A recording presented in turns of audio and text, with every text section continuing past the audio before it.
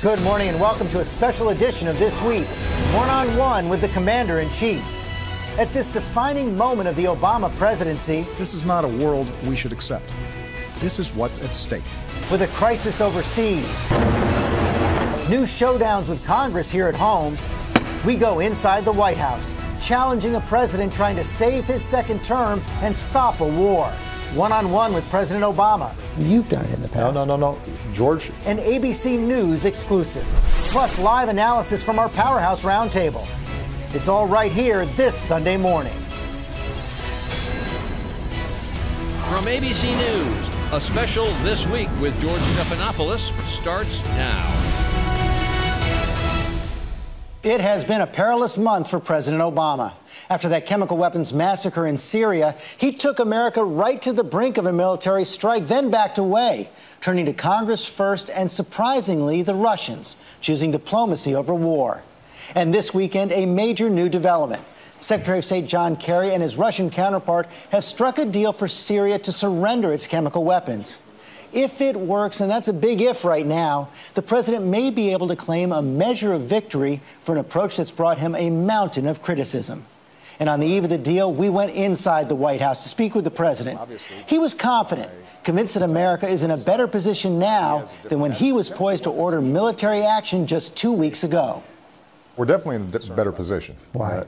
Keep in mind that my entire goal throughout this exercise is to make sure that what happened on August 21st does not happen again. That we do not see over 1,000 people, over 400 children subjected to poison gas, something that is a violation of international law and is a violation of that won't happen common again? decency. Well, I think we have the possibility of making sure that it doesn't happen again. Think about where we were. This event happens, and the initial response is the Syrians act as if they don't know anything about it. At that point, they're not even acknowledging that they've got chemical weapons.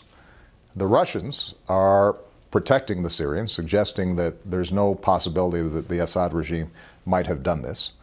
And the inspectors weren't even in yet. And as a consequence of the pressure that we've applied over the last couple of weeks, we have Syria for the first time acknowledging that it has chemical weapons, agreeing to join the convention that prohibits the use of chemical weapons, and the Russians, their primary sponsor, saying that they will push Syria to get all of their chemical weapons out. The distance that we've traveled over these couple of weeks is remarkable. And my position and the United States position has been consistent throughout, which is that the underlying civil conflict in Syria is terrible. I believe that because of Assad's actions, his response to peaceful protests, we've created a civil war in Syria that has led to 100,000 people being killed and 6 million people being displaced. But what I've also said is that the United States can't get in the middle of somebody else's civil war. We're not going to put troops on the ground. We can't enforce militarily a settlement there. But in the past, you said he had to go. What we can do is make sure that the worst weapons, the indiscriminate weapons that don't distinguish between a soldier and an infant, are not used.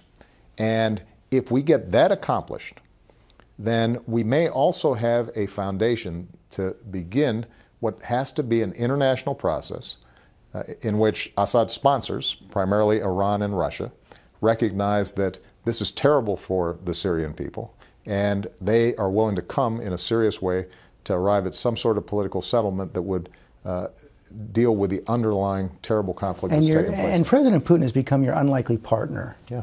In this. And, you know, even in this op-ed, which has stirred up a lot of controversy here in the United States, he said there's every reason to believe that the rebels are the ones who use the chemical weapons. So does that tell you he's willing to lie to protect Assad? Well, nobody around the world takes seriously the idea that the rebels were the perpetrators of this attack. He wrote it in the New York Times. Well, I understand.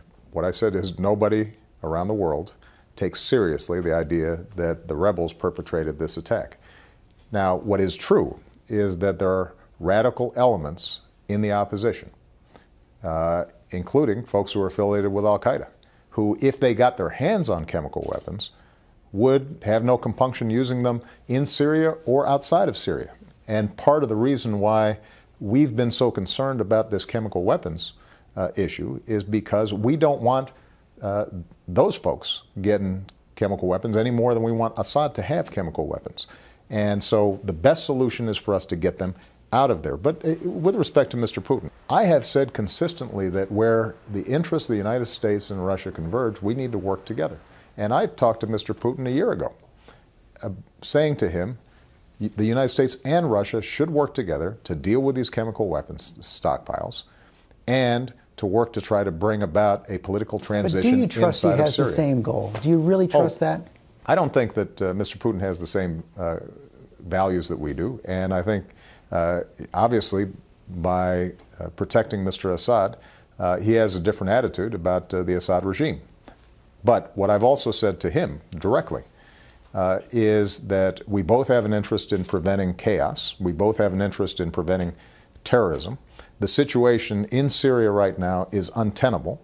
As long as Mr. Assad's in power, there is going to be some sort of conflict there, and that we should work together to try to find a way in which the interests of all the parties inside of Syria, the Alawites, the Sunnis, the Christians, that everybody is represented, and that there is a way of bringing the temperature down so that the horrible things that are happening inside the country are continuing to happen. And I think there is a way for Mr. Putin, despite me and him having a whole lot of differences, to play an important role in that. And so I welcome him being involved. I welcome him saying, I will take responsibility for pushing my client, the Assad regime, to deal with these chemical weapons, because I think that if, in fact, not only Russia gets involved, but if potentially Iran gets involved as well in recognizing that what's happening there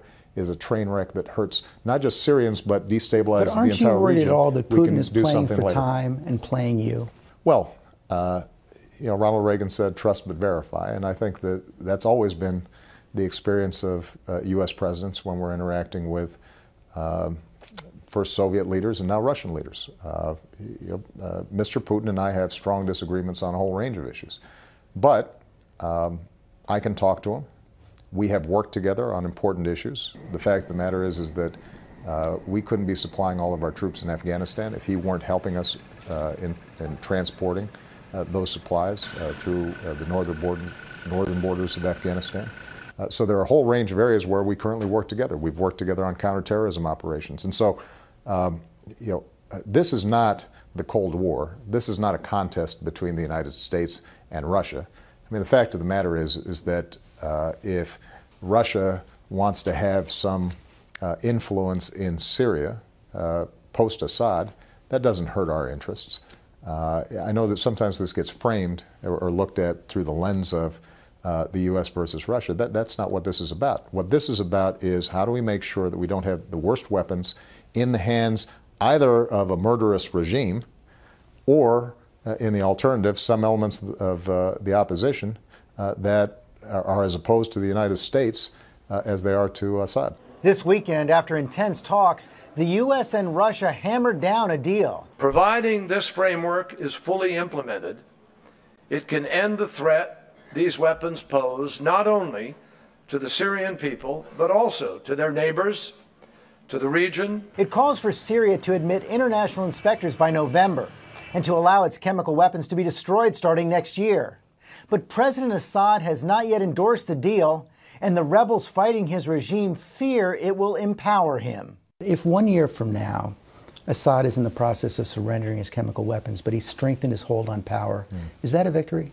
Well, the chemical weapons issue is the issue I'm concerned about first and foremost, simply because that speaks directly to U.S. interests. It speaks to the potential that other countries start producing more chemical weapons, that the ban on chemical weapons unravels, and it becomes more accessible to terrorists, which in turn could be used against us. So I have a primary concern there. I also believe that the U.S. has an interest in seeing a stable Syria in which people aren't being slaughtered. And it is hard to envision how Mr. Assad regains any kind of legitimacy after he's gassed or his military has gassed innocent civilians and children. And so part of my argument here is that we will not intervene militarily to bring that transition about, but all the countries in the region, and I think the entire world and the United Nations, should have an interest in trying to bring about that stability. What do you think Iran makes of all this? You mentioned Iran. Do you think they can look at all this and say, maybe all options aren't on the table, you're not willing to use force? No, I think the Iranians, who we communicate with in indirect ways. Have you reached out personally to the new president? I have, and he's reached out to me. We haven't spoken directly, but letters. Yeah, and I think what the Iranians understand is that the nuclear issue is a far larger issue for us than the chemical weapons issue. That the threat against Israel that nuclear Iran poses is much closer to our core interests. That a nuclear arms race in the region is something that would be profoundly destabilizing. And so my suspicion is that the Iranians recognize they shouldn't draw a lesson that we haven't struck to think we won't strike Iran. On the other hand, what they should draw from this lesson is that there is the potential of resolving these issues diplomatically. You think they're there? You think they believe that? I think they recognize, in part because of the extraordinary sanctions that we've placed on them, that the world community is united when it comes to wanting to prevent a nuclear arms race in the region. And negotiations with the Iranians is always difficult. I think this new president is not going to suddenly make it easy. But my view is that if you have both a credible threat of force combined with a rigorous diplomatic effort, that in fact you can strike a deal, and I hold out that hope. Final foreign policy question: you've had a lot of armchair criticism. Yeah. I'm sure you're used to that. I am. Senator Corker, Foreign Relations Committee, said you're not comfortable as commander-in-chief. It's like watching a person who's caged. The president of the Council of Foreign Relations, Richard Haass, words like ad hoc, improvised, unsteady come to mind. This is probably the most undisciplined stretch of foreign policy in your presidency. Yeah. What do you make of that? Well, I think that folks here in Washington like to grade on style, right? And so had we rolled out something that was very smooth and disciplined and linear, they would have graded it well, even if it was a disastrous policy. We know that because that's exactly how they graded the Iraq War until so this doesn't change your view of President Bush. No. What it says is that I'm less concerned about style points. I'm much more concerned about getting the policy right. And what I've said consistently throughout is that the chemical weapons issue is a problem. I want that problem dealt with. And as a consequence of the steps that we've taken over the last 2 weeks to 3 weeks, we now have a situation in which Syria has acknowledged it has chemical weapons, has said it's willing to join the Convention on Chemical Weapons, and Russia, its primary sponsor, has said that it will pressure Syria to reach that agreement. That's my goal. And if that goal is achieved, then it sounds to me like we did something right. Tonight, stocks plummet. The worst day on Wall Street in 6 years as one of Wall Street's largest investment firms goes bankrupt and another is bought out. That was 5 years ago today when Lehman Brothers collapsed, sparking the worst financial crisis since the Depression. 5 years later, most Americans aren't convinced that we've recovered from it. And I challenge the president with that concern. 5 years out, let's take stock. I'm looking at the cover of Time magazine this week. It says how Wall Street won. And we've got polls showing that, 2/3 of the country still think we're going in the wrong direction, think the economy is no more secure. What do you say to those Americans who think Wall Street is winning, but they're not. Well, let's think about where we were 5 years ago. The economy was on the verge of a Great Depression. In some ways, actually, the economic data and the collapse of the economy was worse than what happened in the 1930s. And we came in, stabilized the situation. We've now had 42 straight months of growth, 7.5 million new jobs created, 500,000 jobs in manufacturing, 370,000 jobs in an auto industry that had completely collapsed. The banking system works. It is giving loans to companies who can get credit. And so we have seen, I think, undoubtedly, progress across the board. The housing market has recovered. But what is also true is we're not near where we need to be. And part of it has to do with a whole bunch of long-term trends in the economy where the gains that we've made in productivity and people working harder have all accrued to the people at the very top. 95% of the gains to the top 1%. That is so striking. It is. And the folks in the middle and at the bottom haven't seen wage or income growth, not just over the last 3-4 years, but over the last 15 years.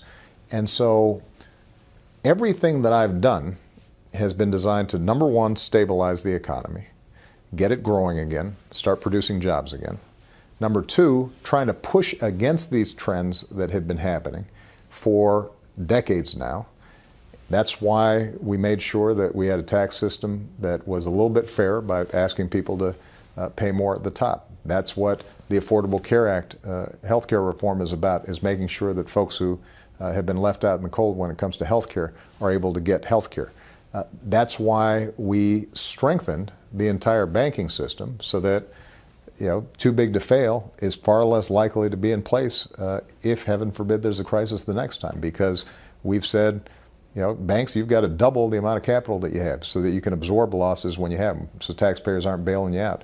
If you do start going under, you've got to have a plan, a living will, we call it, so that we don't have to come in and clean up after you. You're going to be on your own. Okay, but you do all these things and still 95% of the gains go to the top 1%. Do you look at that 4.5 years in and say, maybe a president just can't stop this accelerating inequality? No, I think the president can stop it. The problem is that there continues to be a major debate here in Washington, and that is, how do we respond to these underlying trends? If you look at the data, a couple of things are creating these trends. Number one, globalization, right? Capital, companies, they can move businesses and jobs anywhere they want. And so they're looking for the lowest wages. That squeezes workers here in the United States, even if corporations are profitable. Technology. If you go to a lot of companies now, they've eliminated entire occupations because they're now robotized. We don't have travel agents. We don't have bank tellers. That's bigger than Washington. Right. So there's a whole bunch of stuff that's happening in the marketplace. But if we have policies that make sure that our kids are prepared for higher skilled jobs, if we have policies that make sure that we're rebuilding our infrastructure, because a robot can't build a road, and we need new ports and a smarter electricity grid. If we're making investments to make sure that research and development continues to happen here, if we have tax breaks for companies that are investing here in the United States as opposed to overseas, all those things can make the situation better. It doesn't solve the problem entirely, but it pushes against these trends. And the problem that we've got right now is you've got a portion of Congress whose policies don't just want to leave things alone. They actually want to accelerate these trends. There's no serious economist out there that would suggest that if you took the Republican agenda of slashing education further, slashing Medicare further, slashing research and development further, slashing investments in infrastructure further, that would reverse some of these trends of inequality. The stalemate may lead to something even more disastrous. It's deja vu all over again here in Washington. You're a couple weeks away from a government shutdown, few weeks away from a possible default one more time. Okay. Speaker Boehner says, listen, you just have to sit down and negotiate with me. Are you still absolutely refusing to talk in any way, shape, or form? No. Keep in mind my position here, George, because I have been through this a couple of times with Speaker Boehner. What I've said is, with respect to the budget, we've presented our budget, and now it's the job of Congress to come up with a budget that keeps our long-term trends down or our current trends of reducing the deficit moving forward, but also allows us to invest in the things that we need to grow. And I've told him, and I've told the country what I think we need to do. I'm happy to have a conversation with him about how we can deal with the so-called sequester, which is making across-the-board cuts on stuff that we shouldn't be cutting, while continuing tax breaks, for example, for companies that are not helping to grow the economy. There are ways of doing this. It's just that they haven't been willing to negotiate in a serious way on that. What I haven't been willing to negotiate, and I will not negotiate, is on the debt ceiling. But presidents have done that in the past, and you've done it in the past. No. George, if you take a look, what has never happened in the past was the notion that in exchange for fulfilling the full faith and credit of the United States, that we are wiping away let's say, major legislation like the health care bill. So you're not open to any changes in Obamacare? That's never happened before. And when it comes to budgets, we've never had a situation in which a party said that, unless we get our way 100%, then we're going to let the United States default. That's never happened, George. That didn't happen when you were working here in the White House. But there were reforms added to the debt limit legislation.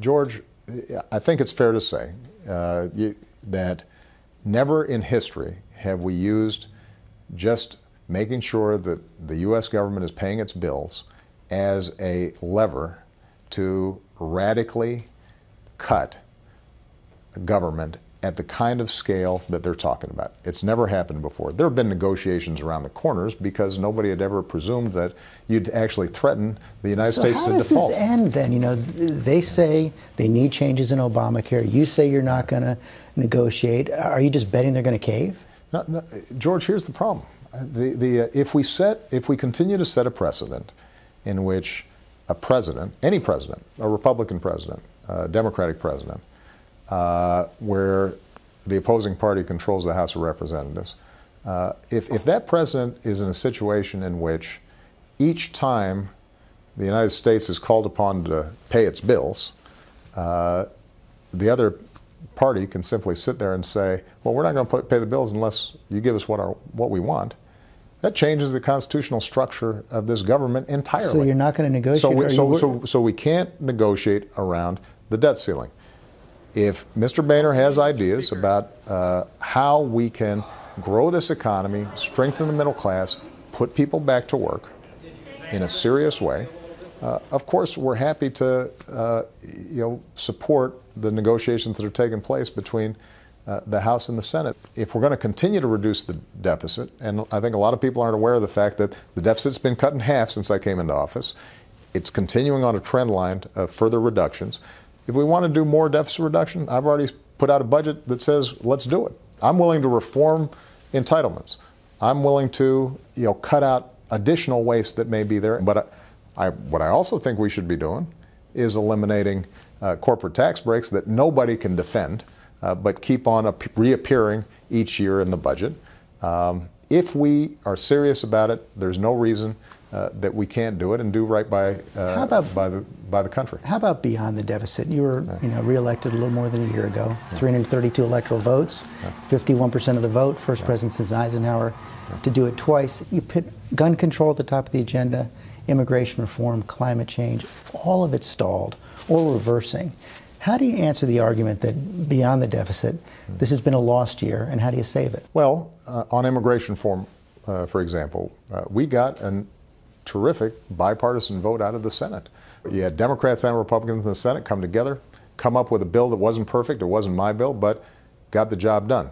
It's now sitting there in the House. Not going anywhere. Well, but what I will say is this. If Speaker Boehner put that bill on the floor of the House of Representatives right now, it would pass.